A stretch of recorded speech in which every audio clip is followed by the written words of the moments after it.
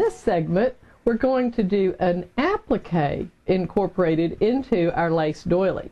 I've selected a piece of green silk charmeuse because it's a lovely material that's in keeping with the pretty lace qualities. However, you may want to choose a more practical fabric if you want to use your doily like a coaster. If it'll be exposed to moisture and water, then the silk might not be the very best choice. But you could consider a sheer polyester fabric that would also be in keeping with the lace doily theme.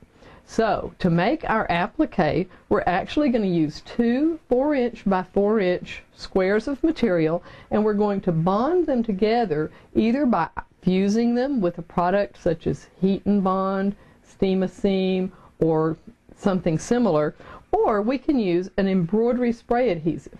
Now, because my material is very delicate and would show through any moisture, I'm going to spray very lightly into a spray box. You know, you always want to keep your spray adhesive away from your embroidery machine by spraying into a contained area like I'm going to do.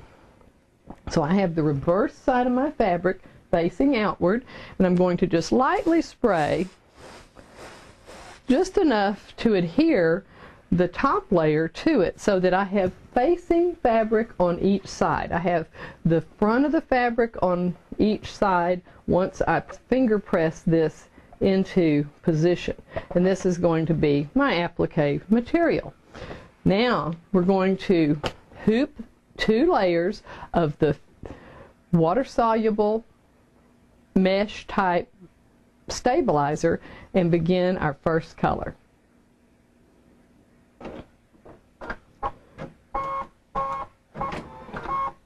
Now that we've stitched some of the foundation stitches for our applique lace doily, we're going to change thread colors and apply our fabric.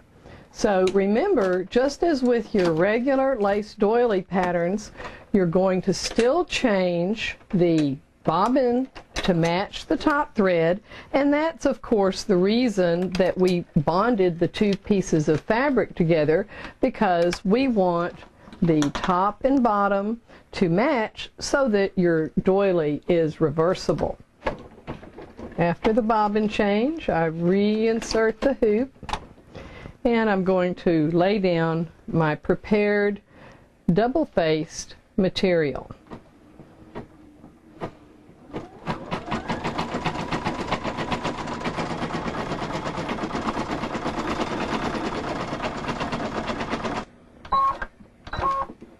Now I'm going to remove the hoop and cut away the excess fabric in the areas where the lace will be applied.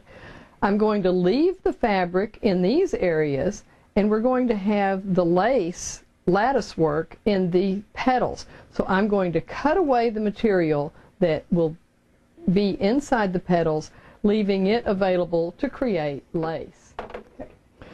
After cutting away the material, your hooped piece should look like this, with void areas in the petals and in the corners and outside the shape. Be sure that you cut through both layers of material, but through no layers of the mesh-soluble stabilizer. We're going to place the hoop back into the machine, put on our next thread color, and begin stitching.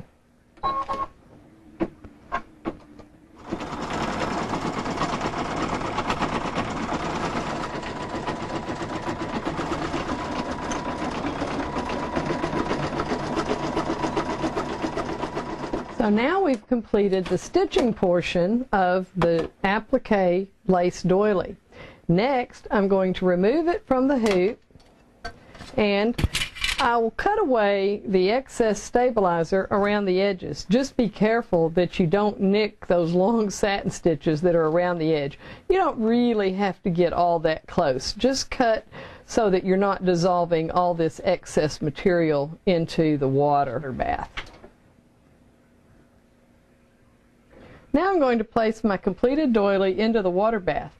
Presently I can see the fabric on this side, but of course on the other side is the water-soluble stabilizer showing because we haven't removed it yet. So I'm going to gently massage it.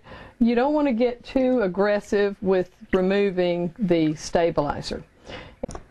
Now that my applique doily has dried for a few minutes, I'm going to complete the drying process by pressing it dry.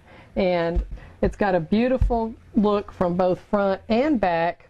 My open areas are open just as they should be, and my applique areas are nice and secure.